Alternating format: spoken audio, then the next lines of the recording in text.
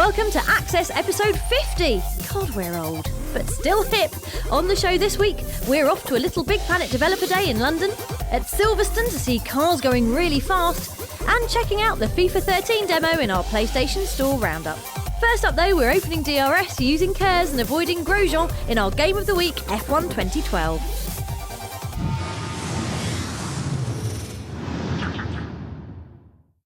I love the presentation of F1 2012. It does a really good job of making what's basically $1 billion version of the school remote control car club look like a Bond movie starring fast bits of metal.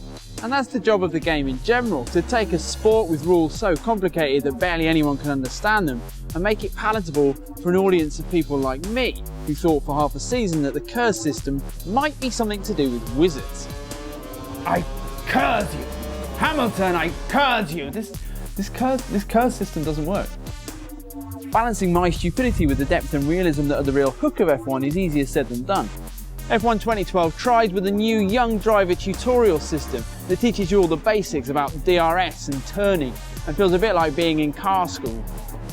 Also new is the Champions mode, where you take on the 6 world champions still racing in Formula 1 in their favourite conditions, like end of level bosses. And throwing a lifeline to safety car chasers like me is the instant replay system, which lets you rewind time and make good your mistakes. Essentially, there's no getting away from the fact that F1 is an irreducibly complex experience. You're either going to have to embrace the fact that the difficulty menu's got more options than my actual car, or not bother at all. And you should absolutely bother, because what's waiting for you is career mode, where you can pick a team, drive race weekends, and build up a reputation over 5 seasons of F1 championships. Even if you minimise qualification and your number of laps, career mode is still pretty full on, which adds to the authenticity because concentration becomes a serious issue and you're encouraged to bond emotionally with your pit-side team. That's us out of the race. The stewards have black flagged you. Can't believe we're out. Park up, engine to off. I'm so sorry guys, I don't know what happened. But then again, you shouldn't get too attached, because the whole point of career mode is to impress in your slightly rubbish car to score a big name contract. Oh, McLaren have made an offer. I have to tell Mike. I'll just tell him. Hey, good to see you again. Yeah, we should talk. I'll just check the lads are ready. Oh, the lads. Breaking up with your pit crew aside, career mode is still the best reason to play F1 2012. Codemasters has done a decent job of opening up the game to everyone, but the more arcadey modes can't match that investment of time and effort.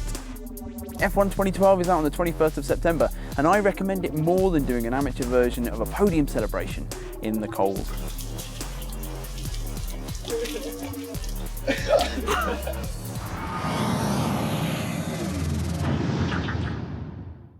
Good news, fans of interviews and other conduits of information. It's time for all that and more in your PlayStation briefing. Actually, not more, just that. First, say hello to Sexy Sci-Fi Remember Me, in which you rearrange the memories of enemies like a cybernetic jigsaw puzzle. Sounds to us like a mix of Philip K. Dick, Blade Runner and Mirror's Edge, eh, creative director Jean-Max Morris? I don't play the reference game with games, especially, so I'm not going to talk about Mirror's Edge, but Philip K. Dick, if you're doing any kind of work on identity and extrapolation of trends into the future, you're following in his giant mammoth footsteps. So, he's done everything, and I think we'll wait for a long time before another guy like him comes back. But yes, definitely, and Blade Runner, definitely an inspiration. Something else to remember is the upcoming Golden Joysticks Awards. The voting is open right now, and nominees include a ton of PlayStation hits like Journey, Resistance 3, Wipeout 2048 and the big one, Uncharted 3 for Ultimate Game of the Year. Don't just gawp in admiration, go, vote and precipitate victory. Head over to goldenjoystick.com and click the heck out of everything.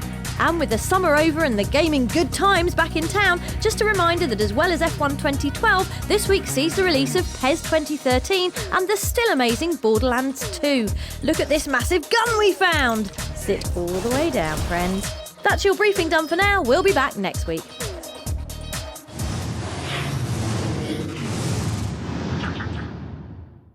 Rolling through verdant downloadable pastures now, it's the week's best from On The Store. Transporting us back through time this week to when we were sort of cool and liked electronica and skates is Jet Set Radio, available for PlayStation Plus subscribers today. This is a PlayStation debut for Sega's cult hit and should be played A because it propelled cell shading into video game vogue, B because it's got a soundtrack that makes Tron sound like songs of praise, and C because it's just brilliant, okay? And speaking of brilliant, football's back! The type of football that's called FIFA 13 has liquid smooth dribbling and is a playable demo on the store right now. The even better news is that the full game is out on September the 28th, so you can spend a week or so brushing up on your tactical free kicks and first touch before getting online and smashing up your mates. Ditching turf for ice this week is EA's other massive sports franchise. Well, one of its other ones. It's NHL 13 with both the full game and trial version available for download today. If you're not au fait with ice hockey, then just think of it as like football, but with sticks and blades and a puck and lots of padding, and really not like football at all. And finally, it wouldn't be a PlayStation Store roundup if we weren't bulleting a few heads off zombies. Step up Resident Evil 6, a new playable demo of which is ready for download now. You'll probably notice it's a lot shootier than previous Resi titles, but don't worry, it's still full of zombie dogs, cramped shootouts and the lovely Ingrid Hunnigan. That's your lot from the store for now. We'll be back with more digital fun next week.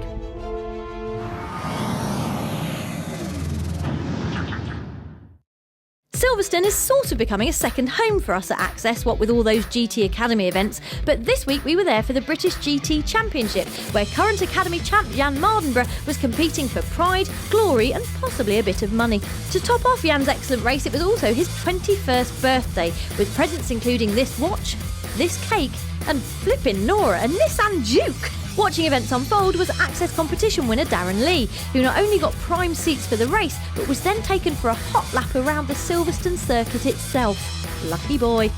Wait, on second thought, that's quite fast, isn't it? Thumbs up if you were sick! Only joking, looks like he's enjoying himself. Thanks to everyone at Silverstone and a very happy birthday to Jan.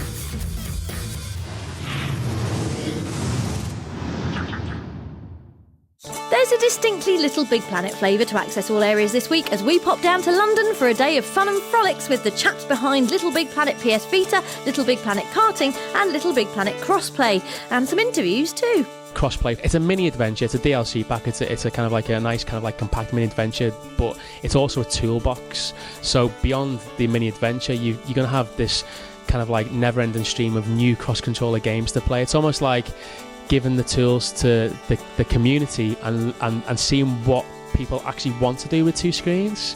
That's what's really exciting about it. I think people can create any kind of game they want now, and they can make it look any way they want as well, which is, it's going to be great. This is a game where it is all about karting, it is all about competitive multiplayer and having a lot of fun with that, but it is completely customisable and personalisable, just like in Little Big Planet. Everything you could do in a prior Little Big Planet game in the creation mode, and we've got that and we've only added to it. We've had to because we're now working in 3D, we're now working with karts, so we've added new tools, new gadgets and things to play around with. I think that in Little Big Planet you always had a chance, to make it your Little Big Planet, in terms of, bringing stuff in, customizing your character. People ask about Sackboy as a character, but he's always been, like this blank canvas, and you can put, the costumes on, and you can, make him, your representation in the game.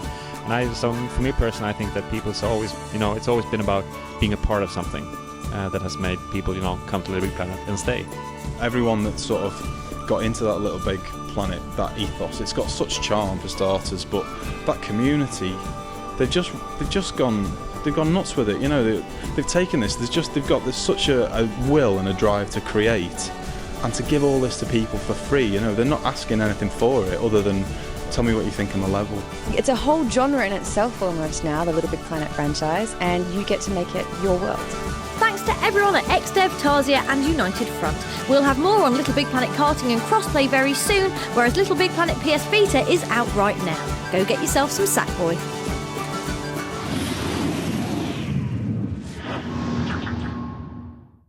Before we go, we thought we'd give the authenticity of F1 2012 one final test. So we selected brilliantly mad F1 Wrecking Ball Pastor Maldonado as our driver, and well, this happened.